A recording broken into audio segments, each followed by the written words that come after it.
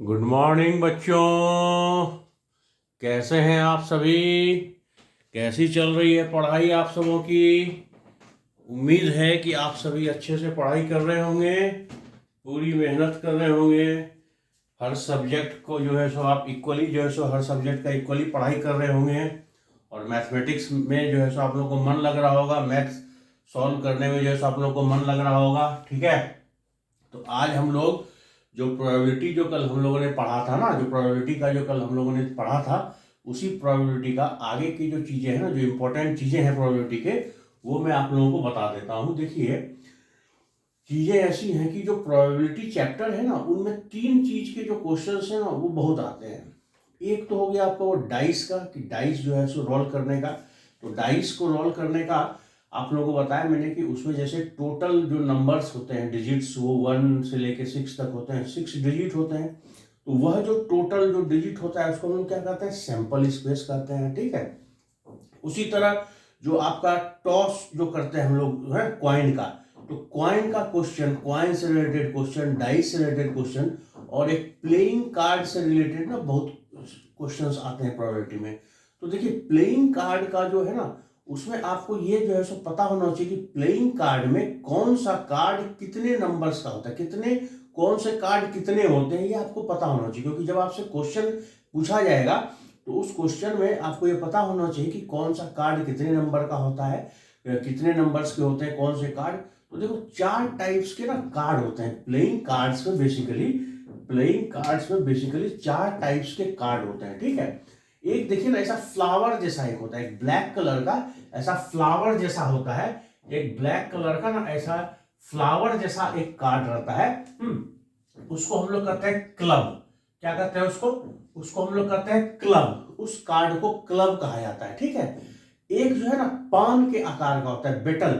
पान के आकार का एक होता है, पान के आकार का जो होता है ना, बेटल के आकार का जो होता है, पान के आकार का वह वो पान के आकार का कुछ ऐसा रहेगा, पान के आकार का ऐसा रहेगा। ठीक है, वो पान का देखिए कार्ड मेरे पास नहीं है, तो मैं बस आपको बताने के लिए सिर्फ बता दे रहा हूं कि पान के आकार का जो होता है ना, वह ब्लैक कलर का होता है। ठीक है, उसको स्पेड कहा जाता है। ठीक है, उसको क्या कहता है? उसको स्पेड कहा जाता है। ठीक है, उसको स्पेड कहा जाता है। फिर एक और कार्ड होता है जो हर्ट, हर्ट का जो है सो इमेज बना होता है, हर्ट का इमेज बना होता है। ठीक है, उसमें जो है सो हर्ट का ऐसा इमेज बना होता है, वह रेड कलर का होता है। ठीक है, उसको क्या कहता है? उसको हर्ट कहा जाता है। ठीक है, एक जो है ना, एक ईंट का ऐसा चौकोर टाइप का एक होता है, उसको डायमंड कहा जाता है। ऐसा है ना, ऐसा एक चौकोर टाइप का होता है, इसको डायमंड कहा जाता है। इसको क्या कहा जाता है? इसको डायमंड कहा जाता है। यह देखिए, यह जो फ्लावर टाइप्स का जो क्लब जो है ना, जिसका नाम, वह जो रहता है ना, वह ब्लैक कलर में होता है, वह ब्लैक कलर में होता है। यह जो हम बोले कि पान के तरह का होता है बेटल स्ट्रक्चर में, वह पान के जैसा जो होता है ना, स्पेड जिसको कहते हैं, वह भी ब्लैक कलर में होता है। ठीक है, वह भी ब्लैक कलर में होता है। जो हर्ट जो है वो रेड कलर में होता है, हर्ट जो है वह रेड कलर में होता है। आई बात समझे? जो डायमंड है, जो डायमंड है वह भी जो है सो रेड कलर में होता है। ठीक है, देखिए, इनमें से यह जो है ना 4 टाइप्स के कार्ड होते हैं। ठीक है, ये चारों टाइप के जो कार्ड होते हैं ना, हर कार्ड, हर टाइप्स के कार्ड 13-13 नंबर के होते हैं। ये देखिए, यह जो है ना क्लब, यह भी 13 कार्ड रहेगा, स्पेड का भी 13 कार्ड रहेगा, हर्ट का भी 13 कार्ड रहेगा, और डायमंड का भी 13 कार्ड रहेगा। ठीक है, तो टोटल जो है ना, टोटल कार्ड्स कितने होते हैं? प्लेइंग कार्ड्स टोटल 52 होते हैं, टोटल 52 होते हैं। अब इनमें जो हर जो 13 कार्ड्स है ना, वो 13 कार्ड्स कैसे होता है? वह नंबर 1 से लेके 10 तक होता है, 1 से लेके 10 तक वो होता है एक एक कार्ड। उसके बाद एक होता है जैक, हाँ, उसको जो है सो जैक होता है, एक होता है किंग, और एक होता है क्वीन। ठीक है, एक 1 से 10 तक हो गया, 11वां जो है जैक होता है, 12वां किंग होता है, और 13वां क्वीन होता है। तो यह जो है ना, इतने टाइप्स के कार्ड होते हैं पूरे जो है सो, हर हर इसमें क्लब है वह 13 कार्ड क्लब का होता है, स्पेड का भी 13, हर्ट का भी 13, डायमंड का भी 13 कार्ड होता है। ठीक है, आई बात समझ में? अब इसमें जो 1 नंबर होता है ना, 1 नंबर, या 1 नंबर ना, उसको प्लेइंग कार्ड्स में इक्का बोलते हैं हिंदी में। उसी को इंग्लिश में क्या बोलते हैं, उसको बोलते हैं एस। क्या बोलते हैं उसको, उसको एस बोलते हैं, ACE एस। तो एस के जो है ना, एस के देखिए हर इसके ना 1 1 होंगे ना, 1 2, इसके भी 1, इसके भी 1, इसके भी 1, इसके भी 1, हर इसके वह 1 1 होते हैं। तो टोटल जो एस के जो कार्ड होंगे, टोटल जो एस के कार्ड हो जाएंगे वो कितने हो जाएंगे आपके एस के कार्ड, एस के कार्ड 4 हो जाएंगे। 1 1 एवरी वन का 1 1 रहेगा ईच का, तो एस के कार्ड 4 हो जाएंगे। ठीक है, आई बात समझ में, ये 1 नंबर के 4 कार्ड होते हैं। अब कार्ड का जो है ना, कार्ड को नेम के हिसाब से जो है ना, कार्ड को क्वेश्चन में जो आता है ना नेम के हिसाब से रहता है। तो फेस कार्ड, फेस कार्ड जो टोटल हो जाएगा ना, टोटल जो फेस कार्ड हो जाएगा, टोटल फेस कार्ड अगर आपसे पूछा जाए कि टोटल फेस कार्ड कितने हो जाएंगे, तो टोटल फेस कार्ड हो जाएंगे हमारे 12। कितने हो जाएंगे, 12 फेस कार्ड हो जाएंगे। कैसे हो जाएंगे फेस कार्ड 12, ये देखिए, ये मैंने बताया ना आपको कि एक जैक होता है, एक किंग होता है, एक क्वीन होता है। जैक हर इसका रहेगा, क्लब का एक जैक, स्पेड का एक जैक, हार्ट का एक जैक, डायमंड का एक जैक। तो टोटल कितने, 4 जैक हो गए, 4 जैक हो गए। उसी तरह हर इसके जो है सो एक एक किंग होगा, 1 किंग क्लब का, 1 किंग स्पेड का, 1 किंग हार्ट का, 1 किंग डायमंड का। तो टोटल 4 जो है सो किंग हो गए। ठीक है, टोटल 4 किंग हो गए। उसके अलावे ये देखिए क्वीन, क्वीन भी क्लब का एक क्वीन, स्पेड का, हार्ट का, डायमंड का, हर इसका एक एक क्वीन, तो क्वीन भी 4। ठीक है, तो इस तरह से जो फेस कार्ड होता है ना, वह टोटल फेस कार्ड जो है सो 12 होता है। ठीक है, आई बात समझ में। अब देखिए एक और नेम दिया गया है, उसको कहा जाता है honour card. Honour card, honour card का मतलब हुआ कि ऑनर कार्ड टोटल कितने ऑनर कार्ड हो जाएंगे हमारे कार्ड में, प्लेइंग कार्ड में ऑनर कार्ड टोटल 16 होते हैं। टोटल 16 ऑनर कार्ड होते हैं। ऑनर कार्ड 16 ऑनर कार्ड में क्या हो गया, ये देखिए, ये 4 जैक, 4 किंग, 4 क्वीन तो रहता ही है, साथ ही साथ इसमें ये 4 एस जो है ना, जो इक्का इक्का जो है ना, 4 इक्का, हर इसका एक एक इक्का, तो 4 एस ऐड हो जाता है उसमें। यानी क्या हो जाएगा, ये 4 ace plus 4 jack plus 4 king plus 4 queen, तो टोटल 16 ऑनर कार्ड हो जाते हैं। ठीक है, टोटल 16 ऑनर कार्ड हो जाते हैं ना। एक और होता है, उसको कहते हैं नेव कार्ड। क्या कहते हैं उसको, उसको कहते हैं नेव कार्ड। हाँ, उसको नेव कार्ड कहते हैं। नेव कार्ड में क्या होता है, यह जो मैंने बताया ना आपको कि 1 से लेके 10 नंबर तक के जो है सो रहते हैं कार्ड। तो जो 10 नंबर होता है ना, जो 10 नंबर है ना, 10 नंबर, जो 10 नंबर है, यह हर क्लब का भी एक होगा, स्पेड का भी एक 10 नंबर होगा, हार्ट का भी एक 10 नंबर होगा, और डायमंड का भी एक 10 नंबर होगा। तो 10 नंबर टोटल कितने हो जाएंगे, 4 हो जाएंगे। तो यह देखो नेव कार्ड में जो होता है कि नेव कार्ड भी 12 होता है, नेव कार्ड भी 12 होता है। उसमें उस 12 में क्या हो जाता है कि 4 जो है ना, 4 टेंस नंबर के, 4 क्या टेंस, 4 टेंस नंबर जो हो गया, 10 जो हो गया, ठीक है, वह 10 हो गए। 4 10 प्लस 4 जैक, 4 जैक और प्लस 4 क्वीन, इनको कहा जाता है नेव कार्ड, इनको नेव कार्ड कहा जाता है। ठीक है, तो देखिए कार्ड में, प्लेइंग कार्ड में जो बेसिकली जो आपको जो जानकारी होना चाहिए वो ये चीजें हैं कि टोटल 52 कार्ड्स होते हैं।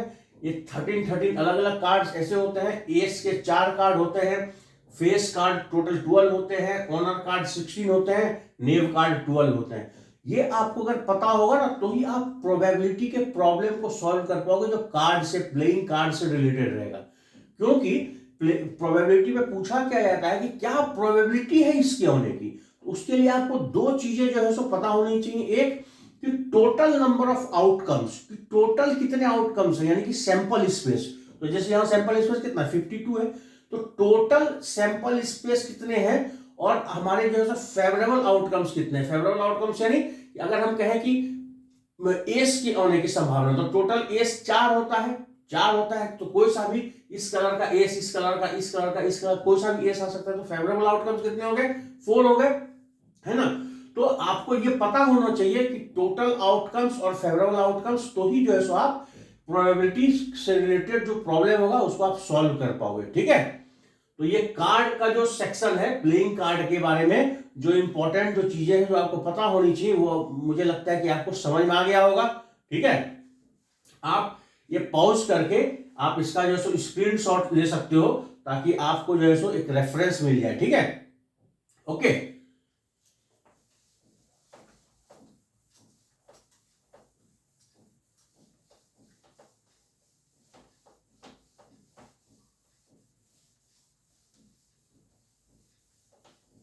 अब देखिए, कल जो है सो आप लोगों को मैंने कल के क्लास में जो बेसिक जो इंट्रोडक्शन है, जो बेसिक कंसेप्ट है, वो उन सब चीज के बारे में आप लोगों को मैंने बता दिया था। ठीक है, तो अब देखो, कल हम लोग दो चीज का बात कर रहे थे, एक तो एक्सपेरिमेंट का बात कर रहे थे और दूसरा क्या कर रहे थे, इवेंट का बात कर रहे थे। तो एक्सपेरिमेंट क्या होता है? एक्सपेरिमेंट का मतलब क्या होता है कि जो भी प्रोसीजर हम लोग करते हैं ना, कोई भी प्रोसीजर हम अगर करें तो उसको हम लोग क्या करते हैं, उसको एक्सपेरिमेंट कहते हैं।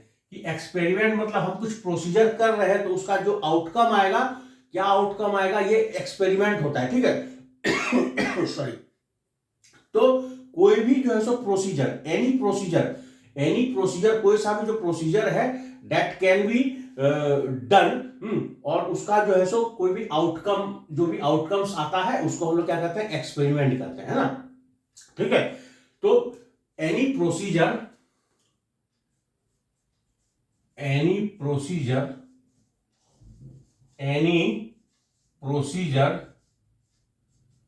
that can be repeated, ठीक है, that can be repeated, any procedure, जो कोई भी प्रोसीजर जो रिपीट किया जा सके। और उसका क्या होता है कि कोई ना कोई जो है सो आउटकम्स आता है, and A well defined outcome, and has a well defined outcomes, है ना, वेल डिफाइंड आउटकम्स, कि ऐसा प्रोसीजर जो हम कुछ करें, रिपीटेडली करें, है ना। जैसे कि रोलिंग ऑफ डाइस है, तो रोलिंग ऑफ डाइस है, हम कहें कि आउटकम्स 2 के आने की क्या संभावना है, क्या प्रोबेबिलिटी है, तो हम जो है उसको 6 टाइम्स हमको उसको रोल करना होगा, कि 6 टाइम्स में से कौन से टाइम में 2 आता है। तो रिपीटेड है, हम रिपीट कर रहे हैं एक ही चीज को, हम डाइस को बार बार फेंक रहे हैं रोल करके, तो क्या वो रिपीटेड है। तो ये एक्सपेरिमेंट क्या हो गया कि रिपीटेड हो गया, एक प्रोसीजर है जो रिपीटेड होता है और जिसका कोई वेल डिफाइंड जो है सो आउटकम्स आता है, that is known as experiment. ठीक है, अब एक्सपेरिमेंट में दो टाइप का बेसिकली जो एक्सपेरिमेंट होता है ना, एक होता है रैंडम और एक डिटर्मिनिस्टिक होता है। एक होता है रैंडम एक्सपेरिमेंट, ठीक है। अब यह जो एक्सपेरिमेंट है, यह बेसिकली इसके दो टाइप्स होते हैं, एक होता है रैंडम एक्सपेरिमेंट, है ना, एक रैंडम और एक डिटर्मिनिस्टिक, एक रैंडम हो गया और दूसरा क्या हो गया, डिटर्मिनिस्टिक हो गया। रैंडम का क्या मतलब हो गया कि एक से ज्यादा, more than one possible outcomes. Random मतलब more than one, more than one possible outcomes, ठीक है, कि मोर देन वन जो है सो पॉसिबल आउटकम्स होता है। ठीक है, और डिटर्मिनिस्टिक मतलब एनी वन कोई भी एक जो है सो पॉसिबल आउटकम, जो एनी वन है। डिटर्मिनिस्टिक मतलब एनी वन आउटकम्स। तो रैंडम मतलब हो गया कि एक से ज्यादा, और डिटर्मिनिस्टिक मतलब कि कोई सा एक जो है सो हमारा आउटकम आए। ठीक है, तो यह दो टाइप का एक्सपेरिमेंट होता है, रैंडम और डिटर्मिनिस्टिक जो है सो एक्सपेरिमेंट होता है। ठीक है, अब कल हमने आप लोगों को बताया था कि सैंपल स्पेस के बारे में, कि सैंपल स्पेस क्या है, कि हम कल कहे थे आपको कि ये जो प्रोबेबिलिटी है ना, एक सेम एज इट इज है। अगर आपने सेट थ्योरी अच्छे से पढ़ा है, ना, तो प्रोबेबिलिटी आपको अच्छे तरीके से समझ में आ जाएगा, प्रोबेबिलिटी सॉल्व करने में प्रॉब्लम नहीं आएगा। ठीक है, तो जो सैंपल स्पेस है ना, उस सैंपल स्पेस को हम कैसे डिफाइन कर सकते हैं कि सैंपल स्पेस क्या होता है, set of all possible outcomes. इस सैंपल स्पेस का मतलब क्या हो गया, सैंपल स्पेस का मतलब ये हो गया कि सैंपल स्पेस किसको कहते हैं, कि set of all possible outcomes, ठीक है, यानी सारे के सारे जो पॉसिबल आउटकम्स है उसको सैंपल स्पेस कहा जाता है। ठीक है, आई बात समझ में कि जैसे रोलिंग ऑफ द डाइस है आपका कि 1 2 3 4 5 6, उसमें 6 डिजिट होता है कि नहीं। तो जैसे रोलिंग ऑफ डाइस है ना, तो रोलिंग ऑफ डाइस है तो रोलिंग ऑफ डाइस में क्या कितने होते हैं, नंबर होते हैं हमारे 1 2 3 4 5 6। ये क्या हो गया, एस हो गया हमारा, है ना। और यह जो होता है ना बेटा, यह इसके अंदर में जो पॉसिबल आउटकम्स है इसी को कहा जाता है सैंपल पॉइंट्स। क्या कहा जाता है इसको, इसको कहा जाता है सैंपल पॉइंट्स। ठीक है, और यह जो सैंपल है आप इसको ऐसे लिख सकते हो एन एस, कि नंबर जो है सो सैंपल पॉइंट्स को शो करने का यह एक जो है सो तरीका है कि एनएस लिख करके हम जो है सो बता सकते हैं। ठीक है, तो सैंपल स्पेस के अंदर जो ये जो एलिमेंट्स है ये क्या कहलाते हैं, सैंपल पॉइंट्स कहलाते हैं। ठीक है, ये आपके सैंपल पॉइंट्स कहलाते हैं सैंपल पॉइंट्स कहलाते हैं। अब देखिए कि जैसा मैंने आपको कहा कि अच्छा इवेंट भी कल आपको मैंने बताया था कि इवेंट जो होता है, इवेंट बेसिकली क्या होता है कि इवेंट बेसिकली क्या होता है कि वह एक सबसेट होता है, सेट का ही सबसेट होता है। जैसे देखिए कि sample space rolling of dice के कितने हैं, कितने नंबर आ सकते हैं, कितने डिजिट होते हैं, 1 से लेकर 6 तक होता है। अब अगर हम आपको कहें कि इवेंट में क्या है कि इवेंट में ऑकरेंस ऑफ इवन नंबर, अगर हम कहें कि ऑकरेंस ऑफ इवन नंबर, तो इवेंट ई क्या हो जाएगा, occurrence of event number, even number अगर हम बात करें तो इसमें इवन नंबर कौन सा है, 2 4 6, 2 4 और 6 इवन नंबर है। तो देखिए ये जो 2 4 6 जो एलिमेंट है ई के, वो सारे एलिमेंट तो इस एस के है ना। तो ये सेट में हम लोग पढ़े हुए हैं कि अगर ऐसा होता है तो हम क्या करते हैं कि ई जो है वह क्या है, सबसेट है एस का। ई जो है वो सबसेट है एस का, इसलिए कहा जाता है कि जो इवेंट है ना, प्रोबेबिलिटी में जो इवेंट है वह क्या है, सैंपल स्पेस का ही सबसेट होता है। ठीक है, वो सैंपल स्पेस का ही सबसेट होता है। तो देखिए कि जो प्रोबेबिलिटी होता है ना किसी भी इवेंट के होने का, कि प्रोबेबिलिटी ऑफ इवेंट की क्या प्रोबेबिलिटी है, क्या संभावना है इस इवेंट के होने का। तो कोई भी किसी भी इवेंट के होने की जो प्रोबेबिलिटी होती है ना, प्रोबेबिलिटी जो होती है, probability of an event, probability of an event जो होता है, प्रोबेबिलिटी ऑफ एन इवेंट जो होता है, किसी भी इवेंट के होने की जो संभावनाएं होती है ना, वो क्या होता है कि नंबर ऑफ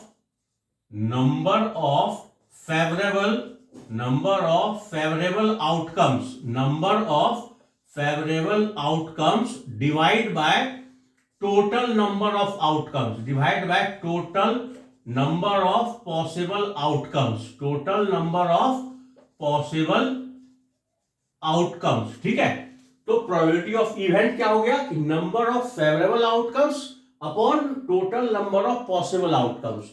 इसको लिखा कैसे जाता है, इसको प्रोबेबिलिटी है ना और इवेंट, तो इसको लिखा है कैसे, PE is equal to N number of favourable outcomes, N E number of favourable outcomes divide by N S total number of possible outcomes, total number of possible outcomes. ठीक है, इसी को कहा जाता है प्रोबेबिलिटी। अब जैसे यहां पे देखिए, यहां पे क्या है, ऑकरेंस ऑफ इवन नंबर के प्रोबेबिलिटी कितने, 3 है।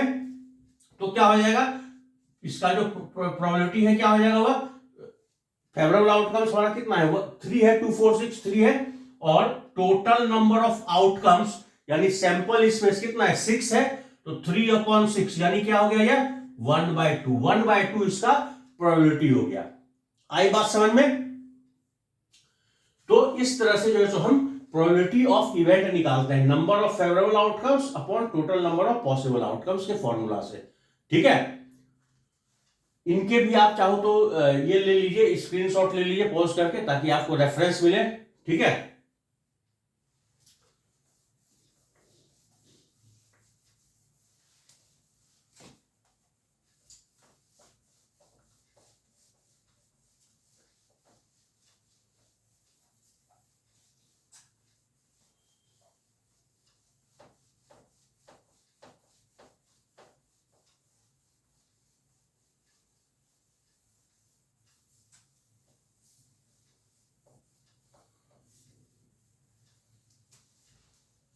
देखिए अगर आपसे कहे, क्या एक क्वेश्चन में लेकर के आपको बताता हूं, एक क्वेश्चन ताकि आपको समझ में आए। क्वेश्चन है कि 3 कॉइन्स टॉस्ड वंस। हाँ, क्या कह रहा है? वो कह रहा है क्या कि 3 coins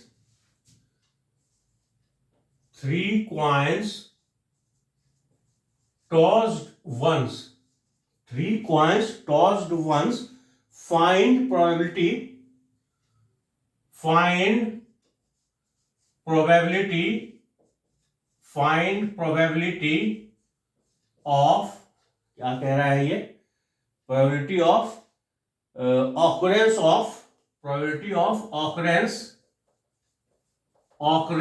of at least 2 heads, at least 2 heads।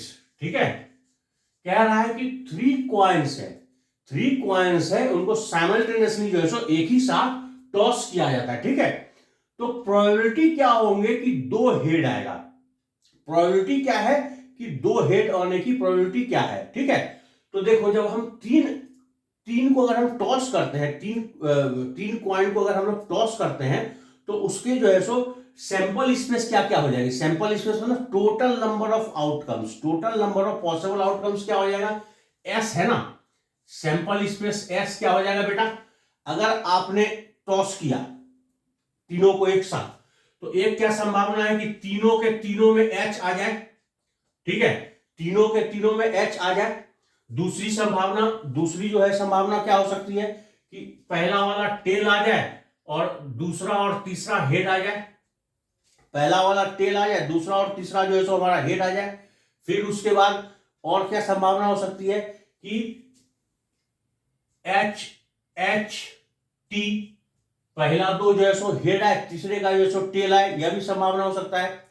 फिर क्या हो सकता है, एच टी कि एक का पहले वाले का हेड आए, बाकी दो में जो है सो टेल आए, यह भी हो सकता है। फिर क्या हो सकता है, एक टी हो सकता है कि पहला टेल आए, दूसरा हेड और तीसरा जो है सो टेल आए। ठीक है, यह हो सकता है। फिर आपका क्या हो सकता है, 2 टेल आ सकता है, एक हेड आ सकता है, कि 2 टेल आ जाए, एक हेड आ जाए, यह भी संभावना हो सकता है। फिर जैसे यहां पे तीनों हेड आया, वैसे ही तीनों टेल भी आ सकता है, तीनों ही जो है सो टेल भी आ सकता है। हाँ, देखो कितने हो गए, 1 2 3 4 5 6 7 head head head tail head head. और कौन सी संभावना हो सकती है कि 2 हेड आए और एक टेल आए, ये भी तो हो सकता है ना, कि पहला और तीसरा, पहला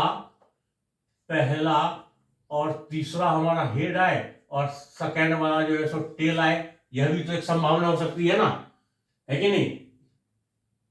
पहला और तीसरा हेड आए और सेकेंड वाला टेल आए, ऐसा हमने पहले तो लिया नहीं ना था। ठीक है, तो देखिए टोटल कितने हो गए, 1 2 3 4 5 6 7 8।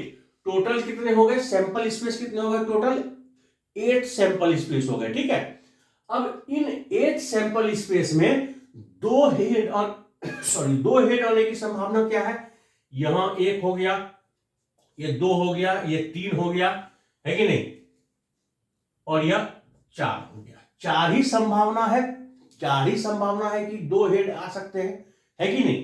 तो सैंपल स्पेस जो है आपके, देखो पॉसिबल पॉसिबल जो हमारे आउटकम्स है, यानी इवेंट जो है, सॉरी फेवरेबल आउटकम्स, यानी इवेंट जो हो जाएगा, इवेंट में हमारा क्या हो जाएगा, एच हो जाएगा, एच हो जाएगा, एच टी हो जाएगा, और एच हो जाएगा।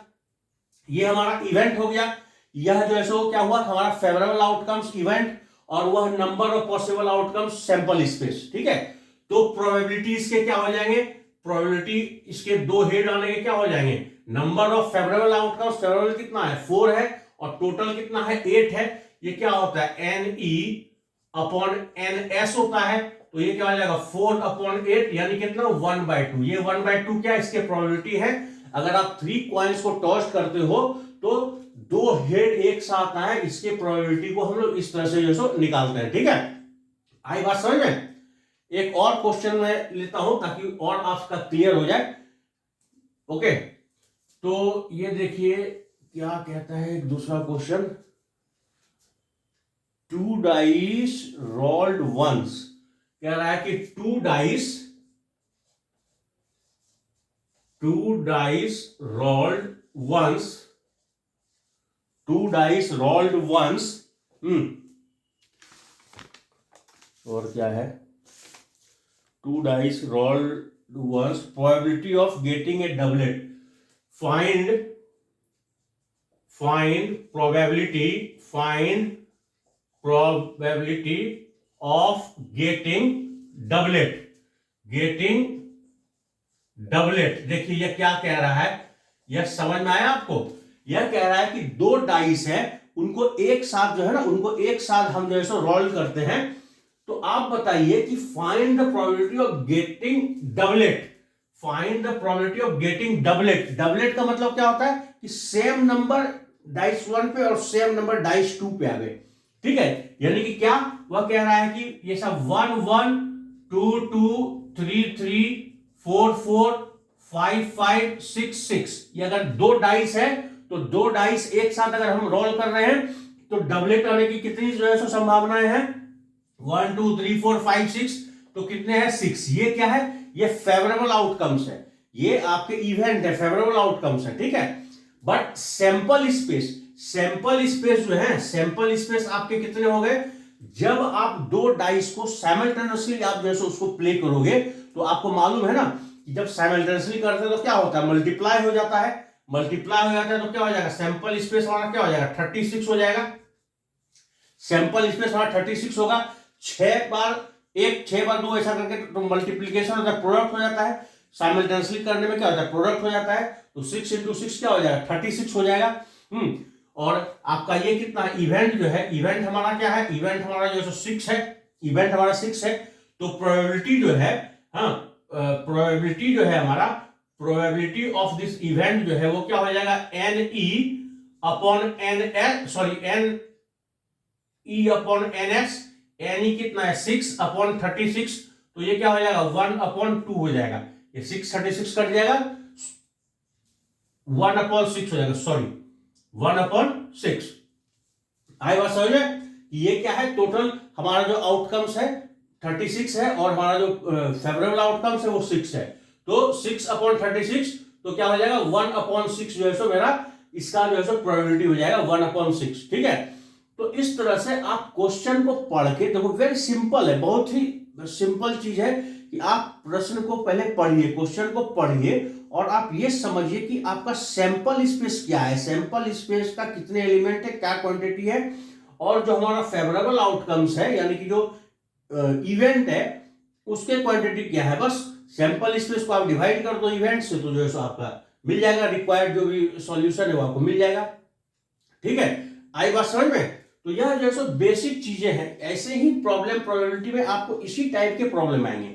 अगर आपको ये समझ में आ गया तो प्रोबेबिलिटी का कोई भी प्रॉब्लम आप सॉल्व कर सकते हो इजी वे में, कुछ भी प्रॉब्लम जैसे कोई भी टफ नहीं है प्रोबेबिलिटी का, ठीक है।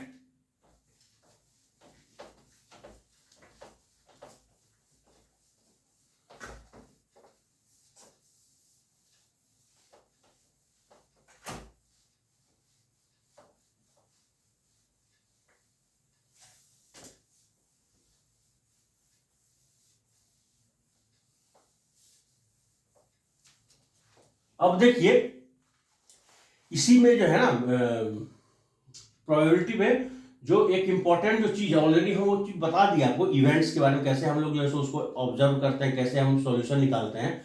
तो प्रोबेबिलिटी का जो चीज है ना उसको कहते हैं एलजेब्रा ऑफ इवेंट्स, इवेंट्स का एलजेब्रा है, algebra algebra of events, algebra of events, ठीक है। कि इवेंट्स का जो एलजेब्रा है ना, इवेंट्स का जो एलजेब्रा है क्या है, इवेंट्स का एलजेब्रा बेसिकली क्या है, ये इवेंट्स का एलजेब्रा बेसिकली क्या है, ये जो है सो हमारा टॉपिक है प्रोबेबिलिटी का कि वो एलजेब्रा ऑफ इवेंट्स, ठीक है। एलजेब्रा ऑफ इवेंट्स में बेसिकली 3 तरह की जो चीजें होती हैं, बेसिकली एलजेब्रा ऑफ इवेंट्स में 3 तरह का चीज होता है, ठीक है। एक क्या होता है, एक होता है कॉम्प्लीमेंट, एक होता है कॉम्प्लीमेंट ऑफ एन इवेंट। क्या होता है? एक होता है हमारा कॉम्प्लीमेंट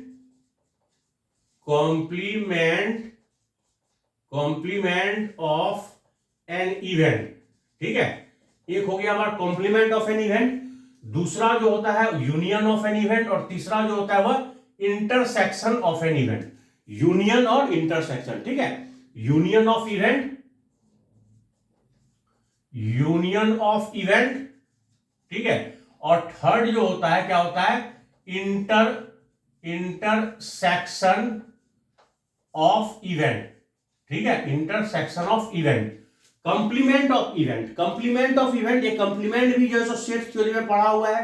कंप्लीमेंट का मतलब क्या होता है कि अगर ए एक सेट है, ठीक है, आई बात समझ में, बी एक सेट है, तो ए माइनस बी हम करते थे वो सब्ट्रैक्शन में, और कंप्लीमेंट हम यूज करते थे कि यूनिवर्सल सेट है, अगर कोई एक यूनिवर्सल सेट है, आई बात समझ में, ए एक सेट है, ठीक है, तो ए कॉम्प्लीमेंट क्या होगा? वह एलिमेंट जो यूनिवर्सल सेट में तो है बट हमारे सेट ए में नहीं है, ठीक है, तो उसके लिए उसको हम क्या कहते थे? कंप्लीमेंट कहते थे।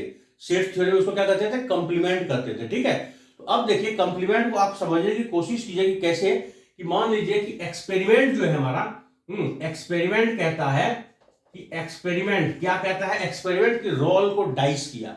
एक्सपेरिमेंट क्या है? कि a dice is rolled, a dice is rolled, ठीक है, एक डाइस को रोल किया गया। ठीक है, यह हो गया हमारा क्या? एक्सपेरिमेंट। तो अब एक्सपेरिमेंट होता है तो इवेंट होता है, तो मान लीजिए कि इवेंट, ई एक इवेंट है, वह इवेंट के बारे में क्या कह रहा है? आपको कह रहा है क्या? ऑकरेंस ऑफ, कोई सा भी नंबर ले लो, चलो, occurrence of odd prime number, occurrence of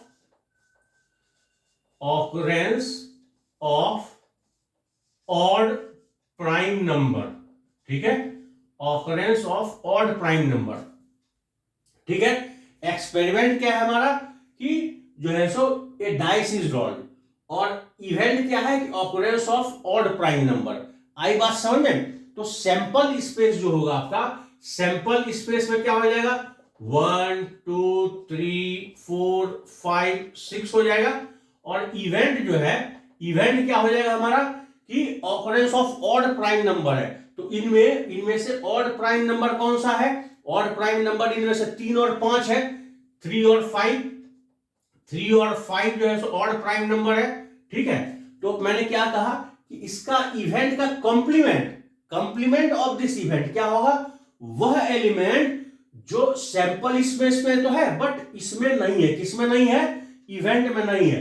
तो देखो कंप्लीमेंट को जो है ना, ऐसा ई डैश, ऐसा ई डैश, या ई के ऊपर ऐसा ई के ऊपर सी, ऐसा भी लिख करके जो है सो शो करता है, किसी में कुछ किसी में कुछ, हर इसका अपना अलग अलग जो है सो देते हैं। आप इनमें से कैसा भी आप जो है सो यूज कर सकते हो। ई के ऊपर डैश भी ई कॉम्प्लीमेंट होता है, ई के ऊपर अगर सी लिखा हो तो वह भी जो है सो ई कॉम्प्लीमेंट होता है। ठीक है, तो यहां पे देखिए, यह जो ई कॉम्प्लीमेंट है, ई कॉम्प्लीमेंट आपका क्या हो जाएगा यहाँ पे? कि वैसा एलिमेंट जो आपके सैंपल स्पेस में है बट वो एलिमेंट जो आपके इवेंट में नहीं है। तो इनमें कौन कौन सा हमारा जो है सो सैंपल स्पेस में है? 3 और सॉरी इवेंट में 3 और 5 है। तो यहां पे क्या क्या बच गया हमारा? 1 बच गया, 2 बच गया, 4 बच गया, 5 बच गया और 6 बच गया। ठीक है, ये सारा जो है सो बच गया। 1 2 4 सॉरी 5 तो इसमें है ही, 1 2 4 और 6 बच गया, 1 2 4 और 6 बच गया। ठीक है, तो ई कॉम्प्लीमेंट क्या हो गया? 1 2 4 और 1 2 4 और 6 हमारा ई कॉम्प्लीमेंट हो गया। ठीक है, अब देखिए इस चीज को आप जैसे सेट थ्योरी में हम लोग वेन डायग्राम बनाते थे ना। वेन डायग्राम क्या होता था? सर्कल बनाते थे, सर्कल बना करके जो है शो करते थे। तो इसमें भी आप वेन डायग्राम अगर बनाओगे, जैसे सेट थ्योरी में बनाते थे ना वेन डायग्राम, तो वेन डायग्राम में क्या होता था? एक रेक्टेंगल आता था, रेक्टेंगल वो यूनिवर्सल सेट, रेक्टेंगल मतलब क्या था? Universal set. तो यहाँ पे जो है रेक्टेंगल का मतलब क्या हो जाएगा हमारा? यहाँ पे रेक्टेंगल का मतलब हो गया हमारा जो सैंपल स्पेस है। ठीक है, हमारा क्या हो गया? Sample space. तो सैंपल स्पेस में क्या है? सैंपल स्पेस में 1 भी है, 2 भी है, 3 भी है। ठीक है, इधर 5 लिख लो, यहाँ पे 4 लिख लो, यहाँ पे 6 लिख लो। ठीक है, आई बात समझ में? कि 1 2 3 4 5 6 ये पूरे सैंपल स्पेस में है। अब हमारा जो इवेंट है वो इवेंट क्या है, 3 और 5 है। तो इवेंट हमारा 3 और 5 है, तो 3 और 5 को आप ये सर्कल बना दो, ठीक है। तो ये आपका क्या हो गया, ये आपका इवेंट हो गया, ये 3 और 5 आपका इवेंट हो गया। तो ई कॉम्प्लीमेंट क्या हो गया, ई कॉम्प्लीमेंट क्या होगा, इस इवेंट को छोड़ के, तो यह जो स्पेस है, इस स्पेस को क्या करोगे आप, इसको जो है सो ऐसा लाइन ड्रॉ कर देने का, इसके ऊपर, ठीक है, इसके ऊपर लाइन ड्रॉ कर देने का। सर्कल के अंदर में मत करना, सर्कल के अंदर में तो जो है सो इवेंट है ना, सर्कल के बाहर में ई कॉम्प्लीमेंट है, सर्कल को मत करना, सर्कल के बाहर ई कॉम्प्लीमेंट मतलब जो बचे हुए जो चीजें हैं ना उनको हमें जो है सो ये जो है सो लाइन ड्रॉ करना है उसको, ठीक है। तो इस तरह से हम लोग दिखाते हैं कंप्लीमेंट ऑफ एन इवेंट, कि कंप्लीमेंट ऑफ एन इवेंट दिखाने का यह जो है सो तरीका है, ठीक है। अब देखो आप एक चीज ध्यान में रखो कि किसी भी चीज के होने की या ना होने की ना जो संभावनाएं होती है ना, या वो 1 और 0 के बीच में जो है सो सीमित होती हैं, कि या तो वो संभावना होगा या संभावना नहीं होगा। आप इसको अगर देखिएगा तो आपका जो ई है ना, इवेंट जो है, यहां पे देखिए ई एंड ई कॉम्प्लीमेंट, ई और ई कॉम्प्लीमेंट के ऊपर आप ध्यान दीजिएगा तो यह क्या है, यह एक्सक्लूसिव है, यह क्या है, एक्सक्लूसिव है, एक्सक्लूसिव इवेंट है। एक्सक्लूसिव का क्या मतलब होता है कि दोनों में से किसी में ना हो, दोनों में से किसी में ना हो, एक्सक्लूसिव है ये क्या है, एक्सक्लूसिव है कि दोनों में से किसी में भी ना हो। E intersection E dash equal to क्या है, यहाँ पे 5 है, ई इंटरसेक्शन ई डैश में क्या 5 है, कॉमन नहीं है ना कुछ इसमें, तो जब ई इंटरसेक्शन ई डैश 5 हो, ठीक है, उसको क्या करते हैं, एक्सक्लूसिव इवेंट करते हैं, ठीक है, उसको हम लोग एक्सक्लूसिव इवेंट करते हैं। तो देखिए कि किसी भी यहां पे अभी ये चीज जो है न होने की संभावना और होने की संभावना, किसी भी इवेंट के होने की संभावना और किसी भी इवेंट के न होने की संभावना वो 1 और 0 के बीच में ही जो है सो सीमित होता है, 1 और 0 के बीच में सीमित होता है। किसी भी इवेंट का होना या किसी भी इवेंट का ना होना वो क्या होता है, 1 और 0 के बीच में सीमित होता है। आई बात समझ में। सो यह जो है सो एक मेन चीज है जो आपको ध्यान रखने का कि कोई भी जो इवेंट है ना, कोई भी जो प्रोबेबिलिटी है वो 1 से बड़ा नहीं होगा और 0 से छोटा नहीं होगा, 1 और 0 के बीच में ही रहेगा वो, ठीक है।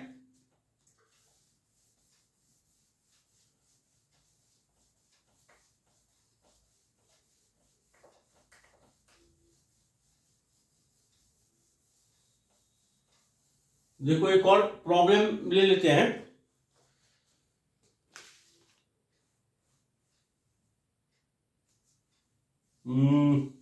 अच्छा सॉरी, ये भी मैं बता ही दूं पहले आपको, यूनियन ऑफ इवेंट भी बता ही दूं, है ना, यूनियन ऑफ इवेंट और इंटरसेक्शन ऑफ इवेंट भी जैसे आपको बता दूं, ठीक है। तो यूनियन ऑफ इवेंट मतलब कोई भी जो दो इवेंट है उनका जो है सो जोड़, उनका जो है सो ऐड करना। अगर मान लीजिए एक्सपेरिमेंट इस यूनियन ऑफ इवेंट के लिए देखिए कि इस यूनियन ऑफ इवेंट के लिए कि अगर एक्सपेरिमेंट वही ले लेते हैं हम लोग, है ना, एक्सपेरिमेंट क्या लेते हैं कि a dice is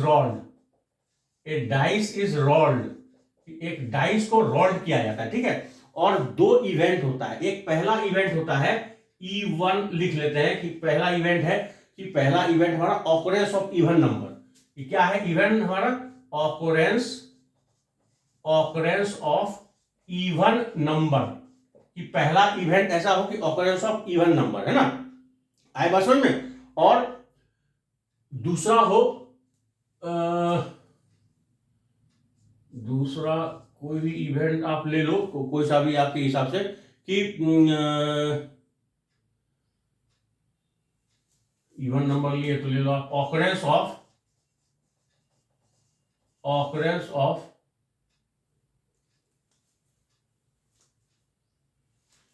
prime number ले लो, है ना, ऑकरेंस ऑफ आप प्राइम नंबर ले लो, ठीक है, आई बात समझ में। तो देखो एक्सपेरिमेंट में ये डाइस इज रोल्ड है, तो हमारा जो सैंपल स्पेस है, सैंपल स्पेस क्या हो जाएगा, 1 2 3 4 5 6 हो जाएगा। और इवन, इवन जो है क्या, ऑकरेंस ऑफ इवन नंबर है। इवन नंबर कौन कौन सा है आपका, 2 है, 4 है और 6 है। 2 4 6 इवन नंबर हो गया, है कि नहीं, है ना। अब आपका क्या है, ऑकरेंस ऑफ प्राइम नंबर है, तो E2 क्या हो जाएगा, E2 जो है ऑकरेंस ऑफ प्राइम नंबर है, इवन 2।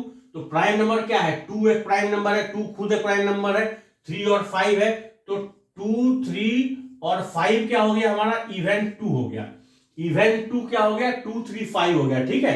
अब ये क्या कर रहा है, यूनियन, यूनियन ऑफ इवेंट कर रहा है। यूनियन ऑफ इवेंट मतलब कि जो है सो इवेंट 1 और इवेंट 2 को जो है सो हमें एक साथ में ऐड कर देना है ना। इवेंट 1 और इवेंट 2 को हमें ऐड कर देना है। तो अब देखो, जैसे देखो आप क्या करो, सेम जैसे वेन डायग्राम इधर बनाया ना, वो वेन डायग्राम से आप समझने की कोशिश करो। ये मान लो ये रेक्टेंगुलर जो शेप होता है, ये रेक्टेंगुलर शेप हमारा जो है सो सैंपल स्पेस हो गया, ये हमारा जो है सो सैंपल स्पेस हो गया, ठीक है। अब हम दो यहां पे जो है सो लिख देते हैं 1 2 3 4 5 6 है ना।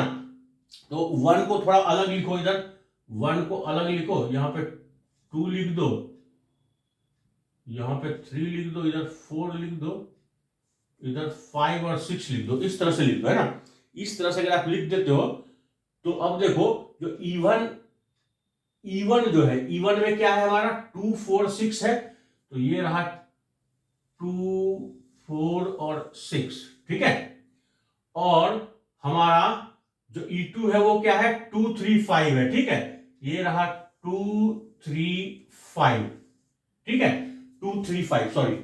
तो 1 2 3 4 5 6, ये टोटल जो है सैंपल स्पेस के अंदर में दो इवेंट है ना, दो इवेंट। ये हमारा E1 हो गया, ये हमारा E1 इवेंट हो गया, और ये हमारा 2 3 5 E2 इवेंट हो गया, ठीक है। दो सेपरेट इवेंट इस सैंपल स्पेस के अंदर में, सारा नंबर हमने लिख दिया जो नंबर था। और इवेंट 1 के अंदर में 2 4 6 था, इवेंट 2 के अंदर में 2 3 5 था, तो दोनों को हमने सेपरेट सेपरेट लिख दिया, ठीक है। तो अब देखो आपको क्या करना है, यूनियन करना है ना। क्या करना है, यूनियन करना है। क्या यूनियन करना है, दोनों ही इवेंट को जो है सो सम्मिलित रूप से लिखना है। तो इसमें क्या करोगे, ये इवेंट 2 है, इवेंट 1 है, तो इसको जो है सो सिर्फ इन सर्कल को, इस सर्कल को सिर्फ आप क्या करोगे, लाइन से ऐसा, लाइन इसके ऊपर जो है ऐसा ड्रॉ कर देने का, ठीक है। इस सर्कल के ऊपर सिर्फ, ठीक है, सिर्फ सर्कल के ऊपर, सर्कल के बाहर नहीं, सिर्फ दोनों सर्कल के ऊपर। तो यह यूनियन हो जाएगा। क्या हो जाएगा, यह यूनियन हो जाएगा, इवेंट 1 यूनियन इवेंट 2, ठीक है। तो जो यूनियन का जो फॉर्मूला होता है ना, जो हमने सेट थ्योरी में पढ़ा था ना, सेट थ्योरी में हमने क्या पढ़ा था, यूनियन का फॉर्मूला क्या होता था। अगर मान लो ये इवेंट, मान लो E1 एक सेट है, E2 एक सेट है, तो हम क्या पढ़ते थे कि N E1 यूनियन E2 क्या होता था, N E1 plus N E2 minus N E1 intersection E2, यही ना होता था सेट थ्योरी में फॉर्मूला कि N E1 यूनियन E2 क्या होता था, N E1 plus N E2 minus N E1 intersection E2, ठीक है। आई बात समझ में। अब यहां पे हम लोग क्या करेंगे, यह LHS और RHS ना, इसको पूरे को डिवाइड कर दो आप NS से। ये हमने डिवाइड कर दिया, इसको भी NS से, इसको डिवाइड कर दिया NS से, इसको डिवाइड कर दिया NS से, इसको भी डिवाइड कर दिया NS से। अब आप गौर इधर दो, ध्यान दो कि देखो N E1 union E2 divide by NS है, तो यह क्या है, प्रोबेबिलिटी का गया ना, प्रोबेबिलिटी ऑफ द इवेंट का फॉर्मूला बन गया ना। यह भी प्रोबेबिलिटी ऑफ इवेंट का, यह भी प्रोबेबिलिटी ऑफ इवेंट का, यह भी प्रोबेबिलिटी ऑफ इवेंट का फॉर्मूला बन गया कि possible outcome divide by total outcome है। NS क्या होता है, टोटल पॉसिबल आउटकम्स, और ये क्या होता है हमारा फेवरेबल आउटकम्स। तो ये फेवरेबल और जो है सो टोटल पॉसिबल इस रेशियो में आ गया, तो ये क्या है, प्रोबेबिलिटी ऑफ इवेंट है ना, ये प्रोबेबिलिटी ऑफ ही इवेंट है।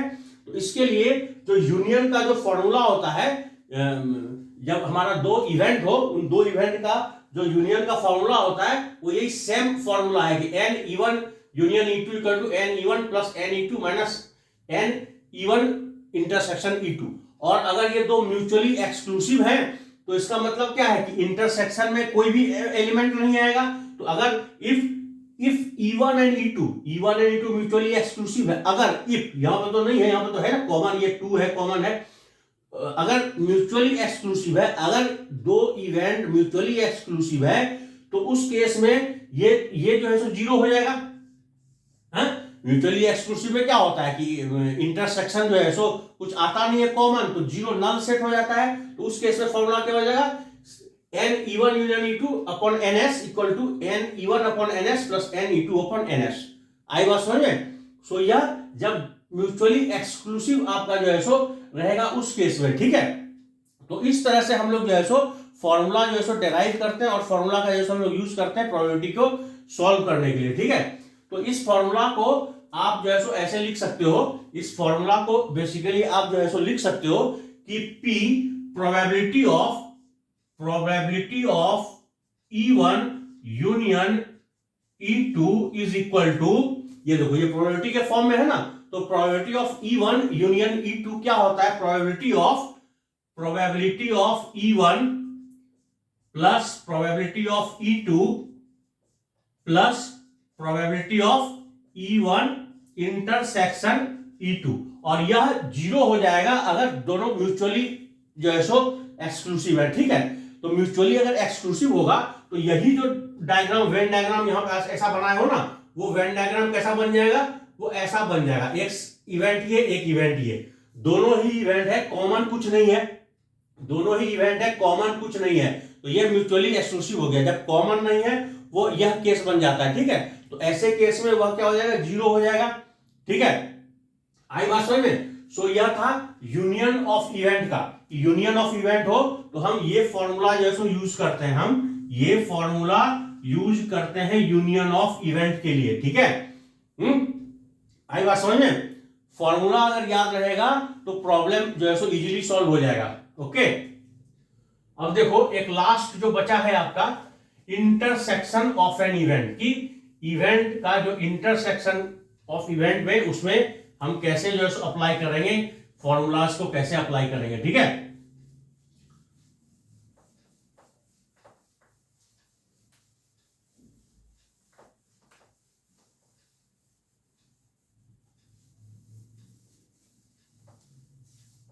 देखिए कि इंटरसेक्शन है ना, इंटरसेक्शन ऑफ इवेंट, इसको बेसिकली हम लोग दिखाते कैसे हैं। इंटरसेक्शन का तो आपको सिंबल मालूम ही है कि E1 अगर एक इवेंट हो और दूसरा इवेंट हमारा E2 हो, ठीक है, एक इवेंट E1 हो और दूसरा E2 हो, है ना, ऐसा दिखाता है।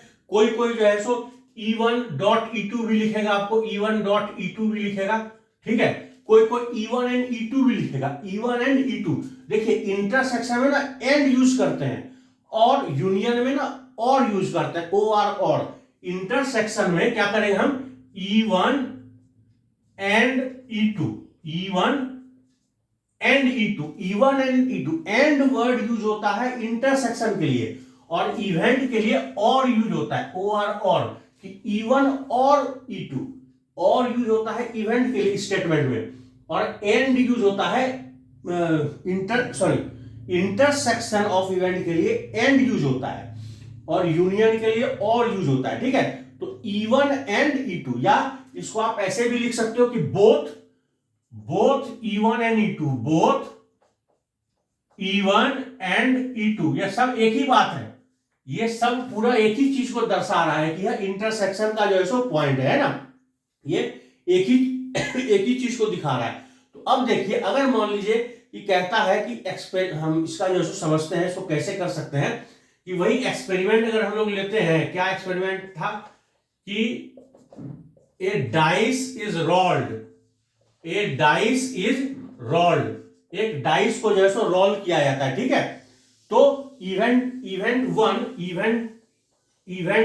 वन कहता है कि ऑकरेंस ऑफ इवन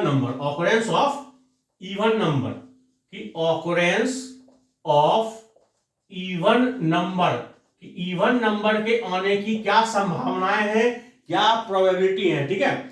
और E2 हम ले लेते हैं, इस बार हम कुछ अलग क्या ले लें, ऑकरेंस ऑफ कंपोजिट नंबर ले लो, चलो, ऑकरेंस ऑफ कंपोजिट नंबर किसको कहते हैं, जो प्राइम नहीं है उसको कंपोजिट कहते हैं, जो प्राइम नहीं है that is composite number, okay. तो देखो इसमें क्या क्या आपकी संभावनाएं हो सकती हैं कि सैंपल स्पेस जो है हमारा ns क्या हो जाएगा 1 2 3 4 5 6 ये सारा हो गया, और इवन n e1 क्या हो जाएगा ऑकरेंस ऑफ इवन नंबर। इनमें इवन नंबर क्या क्या है 2 है 4 है और 6 है, और दूसरा क्या है हमारा कॉम्पोजिट नंबर का। कॉम्पोजिट नंबर मतलब कि जो आपका ये नहीं है क्या बोलते हैं प्राइम नहीं है ना, जो आपका प्राइम नंबर नहीं है वो कॉम्पोजिट नंबर, यानी कि क्या हो गया 4 और 6 क्या हो गया हमारा कॉम्पोजिट नंबर हो गया। ठीक है 2 4 6 जो है सो हमारा ne1 हो गया, ne2 क्या हो गया 4 6 हो गया। ठीक है तो अब देखिए आपका e1 और आपका ये जो है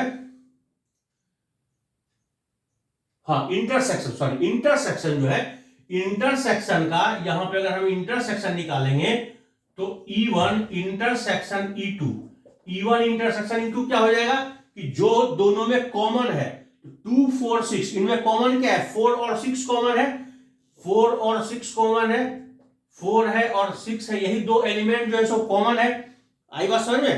तो अब हम लोग जो इसका प्रोबेबिलिटी निकालेंगे, प्रोबेबिलिटी कैसे निकालेंगे हम लोग, probability of E1 intersection E2 है। तो प्रोबेबिलिटी का क्या फॉर्मूला है हमारा number of possible outcomes divide by total number of favourable outcomes divide by total number of possible outcomes.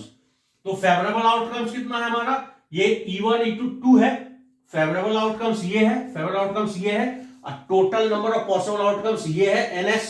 तो क्या हो जाएगा ये 2/6 हो जाएगा, 2/6 यानी 1/3 हो जाएगा। यह 1/3 जो है आपका इसका आंसर आ जाएगा। 1/3 इज द रिक्वायर्ड आंसर। ठीक है this is the required answer. तो देखिए यह जो है ना यह जो है आज जो है ना ये जो मैंने आपको कल और आज ये 2 दिन मिला करके जो मैंने जो 2 लेक्चर दिए हैं ना, ये 2 लेक्चर क्लास 11th के लिए for class 11 this is sufficient for class 11 sufficient. अगर आपने मेरी बातों को समझ लिया, मैंने आपको क्या क्या बताया, क्या क्या बेसिक चीजें बताई हैं, उन चीजों को अगर आपने समझ लिया कल और आज के लेक्चर में मिला के, तो क्लास 11th के लिए यह जो प्रोबेबिलिटी चैप्टर है ये मोर देन एनफ हो गया। अब जो चीजें बची ना वो अब क्लास 12th के लिए है। क्लास 12th में जो है ना इसके एडवांस चीजें जो है आप क्लास 12th में पढ़ोगे। ये जो सारी चीजें हैं ये क्लास 11th को कवर कर लिया। क्लास 11th का प्रोबेबिलिटी ये 2 लेक्चर में मैंने कवर कर दिया, इसके बाहर कुछ नहीं है। तो अगर आप समझ गए तो जो है सो प्रोबेबिलिटी का हर प्रॉब्लम आप सॉल्व कर सकते हो। तो मैं उम्मीद करता हूं कि आप सबों को समझ में आया होगा, और अगर समझ में आया होगा तो मैं आपसे यही रिक्वेस्ट करूंगा कि जो है सो नीचे जो लाइक के बटन है, सब्सक्राइब के बटन है, उनको जो है सो क्लिक कीजिए और कमेंट बॉक्स में कमेंट लिख करके आप बताएं कि हमारी क्लासेस हमारे लेक्चर्स आपको कैसे लगते हैं। ठीक है सो आज के लिए इतना ही।